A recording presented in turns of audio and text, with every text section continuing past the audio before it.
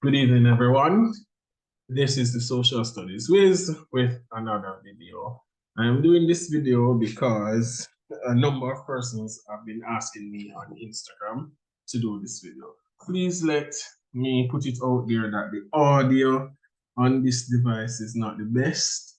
So just bear with me and try as best as possible to follow what I'm saying. I know I have not recorded anything in a long time, right? But I'm doing this because persons have asked me and the exam is coming up on May 7th.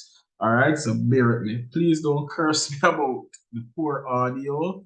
This is the best that is available right now, so do your best to listen. All right, this is part one of the June 2023, right? Paper two. This is part one, and I'm going to be doing, I think it's the first three questions.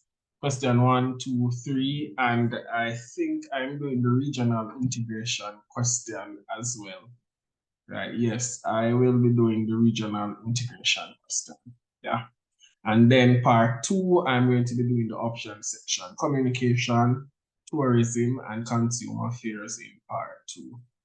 All right, let's look at the first question, and I hope you are able to see the questions clearly. I'm going to zoom in right as best as possible.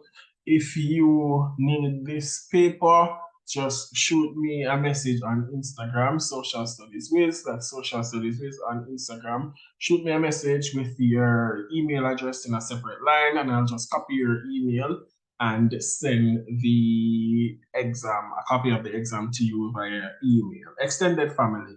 This is a group of people with 3 or more generations living together under the same roof. That is a good definition for the extended family.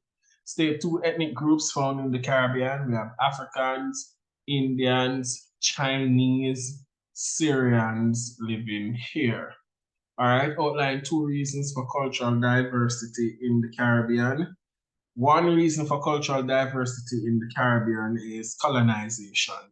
So we know that the Amerindians existed here first, then the Europeans came, the Amerindians died out, and then the Africans were enslaved and brought here to work on the plantation. Right? So that's colonization. Another reason for cultural diversity is immigration. Immigrants are always coming into the Caribbean. It started from the abolition of slavery, and the enslaved were now free, no longer wanted to work on plantations. Thus, the Europeans imported Indians and Chinese to come and work on the plantations. After that, we had persons like Syrians and others escaping religious and political persecutions coming to the Caribbean to live. So those are acceptable answers. Now suggest 3 actions that a person may take to help them become better parents. I want you to think about this.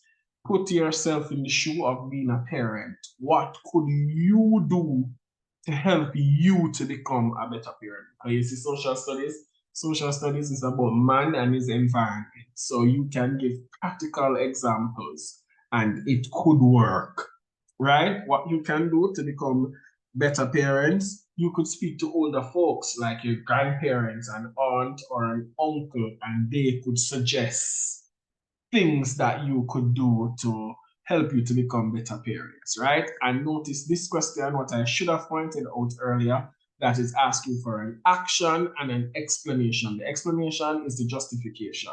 Many times students lose marks here because they will only write an action, but not a justification. So keep your action simple by saying one action that persons may take to help them become better parents is to seek or solicit advice from older folks in their family, for example, grandparents, aunts, uncles, or sometimes we have older cousins that we could seek advice from that. The second part now says explain why each action suggested is likely to be successful. When you seek advice from older folks who are already parents, they would have lived the example. They would have had the experience of being good parents. So they would have done the trial and error period, and they could share best practices with you. All right. Persons could also attend for action 2, could attend parenting seminar where they are taught parenting skills. This is likely to be successful because those persons who are conducting the seminars are usually experts who have done research and they have lived and come with the experience as well. So that is why more than likely a lot of those measures are likely to be successful. People could also just read general information on the internet about good parenting practices. It is going to be successful if the information or the suggestions come from reputable sources. So you have to be careful the websites that you go on to do research and know the ones that are credible and avoid the ones that are not. All right, let's move on to the next question. It's question 2 we are at now. It says, state one example of each of the following types of institutions. Economic institution, banks, building societies, credit unions. Those are examples of economic institutions. Now let's look at political institutions, political parties. So that's pretty simple. All right, so table 1 shows the voter turnout in country X in 4 general elections. All right, so once you see a table, study the table correctly. All right, so look at the election cycle, 2007 to 2011. So that's a 4-year cycle. 2011 to 2016, that's a 5-year cycle. 2016 to 2021, that's also a 5-year cycle. So it says write 2 statements that describe the trend shown in the table. All right, so look at the voter turnout percentage. So the trend is saying that every election cycle, the voter turnout decreases. Another trend is that in 2007, the general election was called 4 years after, and more than likely this is a 5-year cycle. As we can see, from 2011 to 2016, that's 5 years. From 2016 to 2021, that's another 5-year cycle. So only in 2007, the election was called 4 years after. All other period, it went to 5 years. So those are 2 statements that we can use to describe the trend shown in the table. All right, next question says, outline 2 factors that might have been responsible for the voter turnout. If we look back on the table, we would realize that the voter turnout has been decreasing. So right then and there, you understand that you should write what might have been responsible for the voter turnout to be decreasing. All right, one of the main factors for low voter turnout is voter apathy. You might be asking, what is voter apathy? All right, I'm going to give you like about 10 seconds to research. Just Google what voter apathy is so that when I'm explaining it, you understand what I'm saying. So just quickly use your device to Google what voter apathy is. You can either use your phone if you're on your laptop or pause the video and then research what it is. I think 10 seconds has already elapsed. So you now have an idea what voter apathy is. All right, I want you now to tell me what is voter apathy. All right, go right ahead and tell me what voter apathy is. All right, yes, you are correct. That's exactly what voter apathy is. That is people having a lack of interest in politics. So you will hear people say that they will not be voting because all politicians are the same and they have no interest whatsoever to deal with politics or to participate in voting, right? Another factor that might have been responsible for the low voter turnout is voter suppression. We have in some countries where people are prevented from voting. They're actually barred from voting due to different reasons. You have some areas where suppression is, the community might have a don or an area leader that tells people that they cannot come out and vote because he or she wants their favorite candidate to actually win. So those are 2 factors that have been clearly outlined that can result in a low voter turnout. Question CI now says, suggest 3 actions an organization may take to improve group cohesion of its members. Group cohesion is people working together well in a group, living harmoniously, achieving their goals together. The next part of the question now says, explain how each action suggested in CI is likely to be successful. Again, we have to be careful here. We must give the action and also explain the action. That's a justification why the action is likely to work, why the action is likely to be successful. All right, so one action an organization may take to improve group cohesion is to have strong leadership. Must have clearly outlined definitive leadership. How is that going to work? Our explanation now is that strong leadership gives guidance, direction, and support to its members. So once members feel as if their leader knows what he or she is about, then they are likely to work together as a group because they have somebody that they can believe in and they know that this person offers sanctions and rewards in any group, right? And that will help the group to continue to work together. Another factor is effective communication. Communication is important. Things must be communicated clearly so that everybody can understand. And if there is any misconception, it is quickly cleared up so people can have a understanding. Everybody saying the same thing and understanding the same thing. Another factor is clear goals. There must be a clearly defined purpose or clearly defined purposes for people to follow and people to work towards. When people have a goal that they are working towards or that is achievable or is to be achieved, then people can be more centered and say, hey, this is what we are working towards. This is what we're working on. This is what we are working to get at. So people know their positions, they know their roles, they know exactly what they are doing to achieve that goal or that objective. Are you following what I'm saying? All right. Sounds good, right? Sounds like we are on the same page. Now we are on to question 3. It says define life expectancy. I'm going to give you 15 seconds now to stop what you're doing and just Google life expectancy on the internet because this is pretty easy. If you have a social studies textbook, the social studies textbooks usually have a word bank at the back of the book. Familiarize yourself with these terms, especially for the multiple choice aspect of the exam. It will serve you well when you know these little definitions, because if you don't know what life expectancy is, you probably would be losing 2 marks here. And if you know it, you gain an easy 2 marks right here. Are you following what I'm saying? Yes, so it's good to study those words. All right, so everybody found out now what life expectancy is. So tell me now quickly, what is life expectancy?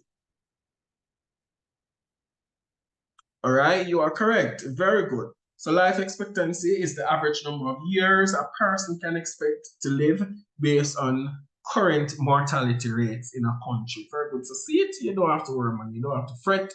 You are indeed correct. All right, next question says outline one reason for declining death rates in the Caribbean. One of the big reasons for death rates falling in the Caribbean is that there have been great improvements in quality health care.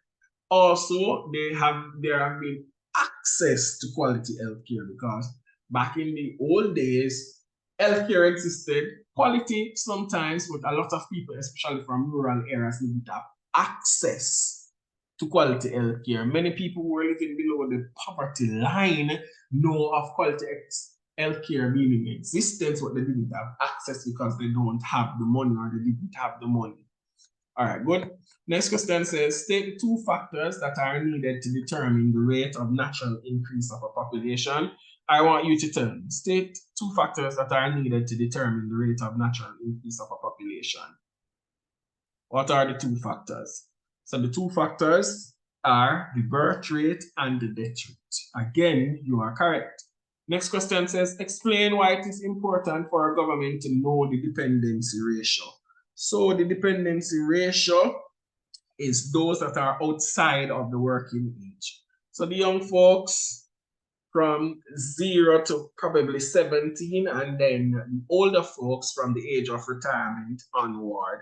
It is important for the government to know the dependency ratio so that they can plan for the individuals who fall in the dependency ratio. This will help the government to know how many more schools are needed, to come up with pension plans for the age, retirement, homes, retirement, funds, keeping retirement, seminars. So those who will fall in the dependency ratio, that's the age, they know how to plan for their retirement. And can give them probably good money management seminars that they can attend. Good. So when they retire, they will be able to take care of themselves, understand, and live a fruitful life even after retirement. We're following? All right, now let's look at C. It says brain drain is an important factor which limits economic development in Caribbean countries. Remember, I was saying to you earlier that you need to study the terms, right? Because right here, if you don't know what brain drain is, you would be losing all of 12 marks. So it is good for you to familiarize yourself with the definitions. Brain drain is an important factor which limits economic development in Caribbean countries. I said suggest 3 actions that governments in the Caribbean may take to reduce brain drain. Also, it says explain why each action suggested is likely to be successful. So you have to give the action and justify why the action is relevant and why it will work. So here we go again, give the action in that line, then you give your explanation. Let's look back at the question. Brain drain, 3 actions a government in the Caribbean may take to reduce brain drain, and explain why your action is likely to be successful. All right, so one other way that governments can reduce brain drain is that they can offer scholarships to students just leaving high school, whether it's grade 11 or 6th form. So they can give them full scholarships to study in areas that are needed, like the STEM subjects, math, science, areas in geography, right, that have slowly become a shortage area. And what the government could do to reduce brain drain is to tie a bond to this scholarship. How is this going to work? Lots of high school age students, those who just left high school, they would want to go on to college, but a lot of them, they cannot afford to go to college. So what the government could do is pay for them to attend college, but say, hey, after we pay for you to go to college, you have to stay in the country to work for 2 years, 3 years, 4 years before you can leave. So if the government ties a bond to the scholarship, it will guarantee that that group of individuals who take up the scholarship have to remain in the country to live and work for a number of years, and that will help to reduce brain drain. Another action is that the government could offer higher wages for government jobs. This is likely to be successful because this will be enticing to young professionals. They would say, all right, let me stay. If I can earn a livable wage, then more than likely I would want to stay in the country. Right? Another action the government could take is to offer cheaper housing opportunities for young professionals. Many of the young professionals, it is so difficult for them to own a home because of what they are working and how expensive the houses are. So a lot of them, they cannot live with a particular mortgage. First of all, they cannot get a mortgage like that. In Jamaica, where I'm from, we contribute to the National Housing Trust, who then turns around and give you a mortgage. It used to be 6.5 million that they give you to buy a house, but I think it has now been increased to 7.5 million. 7.5 million can't get you something in a nice area. You'd have to have some backup money for that. So the government could offer cheaper housing solutions in nicer areas where young professionals would gravitate to say, all right, if these housing opportunities are not available in these quote unquote good areas, then I can stay in my country, live and work comfortably. Are we following? Yes, you are. All right, very good. Now let's move on to the dreaded regional integration. Many persons are afraid of this section. However, don't be afraid, because I understand as a teacher that regional integration is very broad.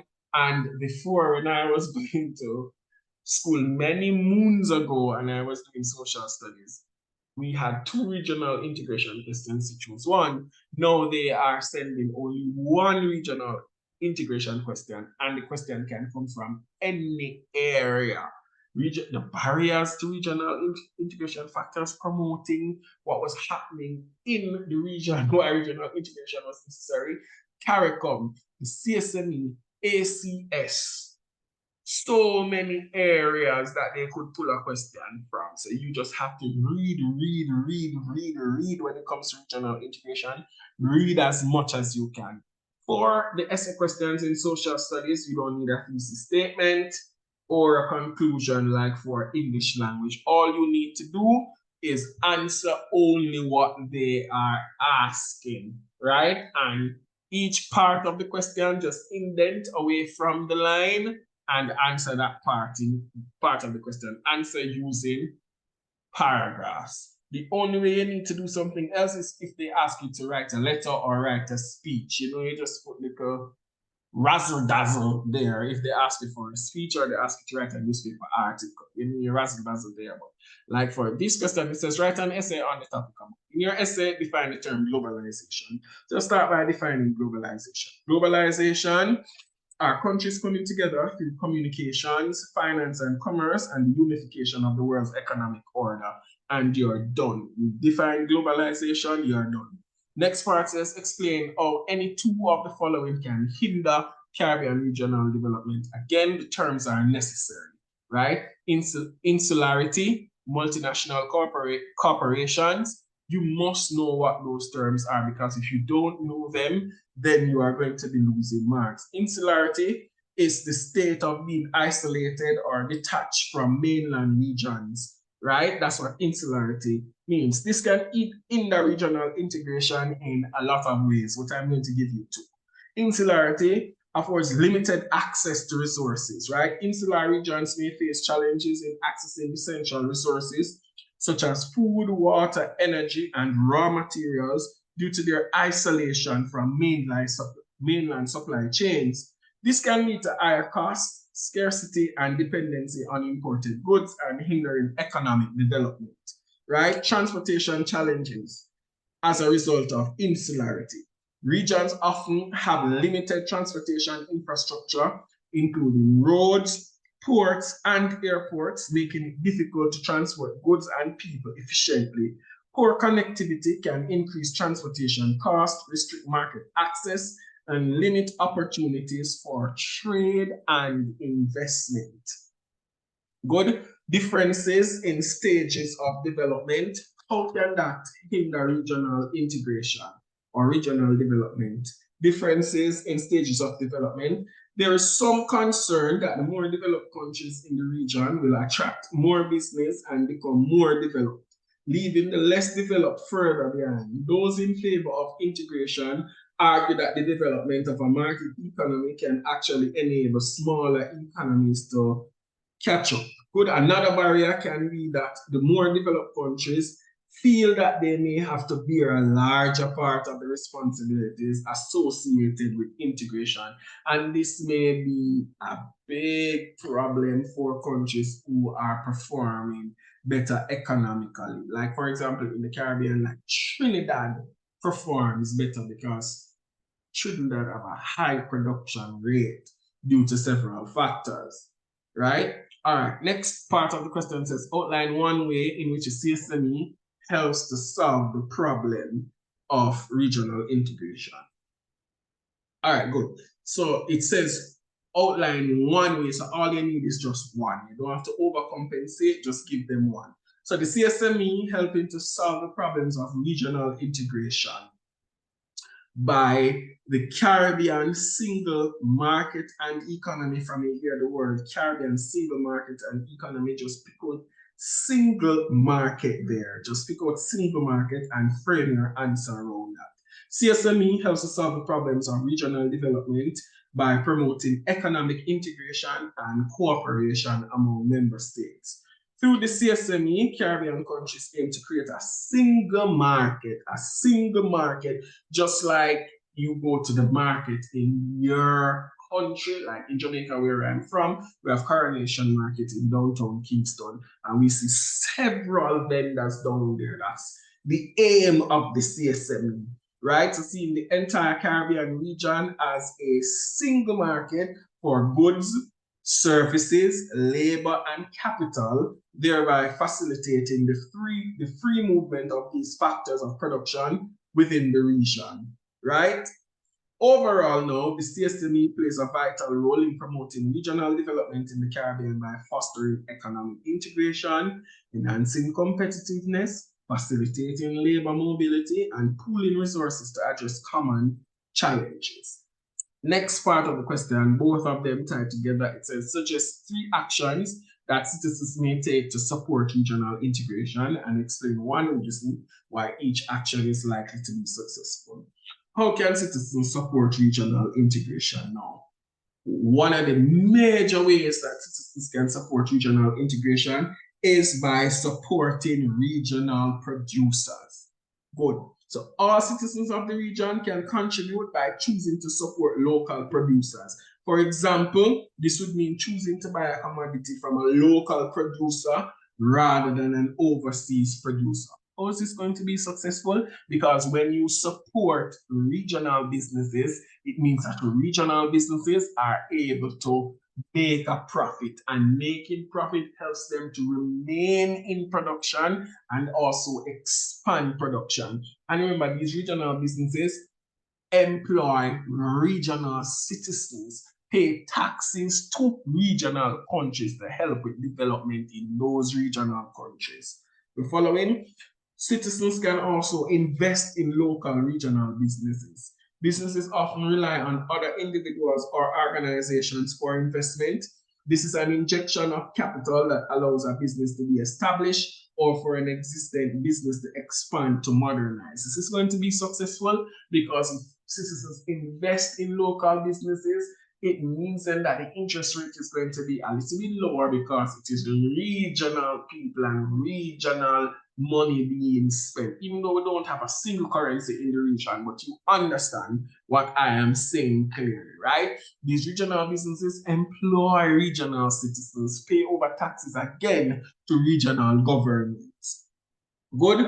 Another way that citizens can help to support regional integration is simply being informed. Citizens have a responsibility to be aware of issues associated with integration in relation to their country and in the region. An example of this awareness would be when citizens understand the importance of buying products from local or regional suppliers. This is likely to be successful because people can become informed about what is happening. Because some people, they will go to the supermarket, for example, and just purchase products that they like, but they don't look to say or think to say, all right, let me support my local producers or my regional producers so I can help in the process of integration. Because people don't understand that every single citizen can and should be able to help regional integration to actually expand, to propel regional integration for it to continue and to be a success. So choose regional products over international products. And regional integration is likely to be successful or continue to grow from strength to strength. All right, so we've come to the end of part 1 of the paper. I'll try as best as possible, ladies and gentlemen, to actually do part 2. I hope the audio wasn't so bad and you can actually understand what I was saying. All right, thank you very much for watching. Have a good day and look forward to part 2 coming. All right, bye.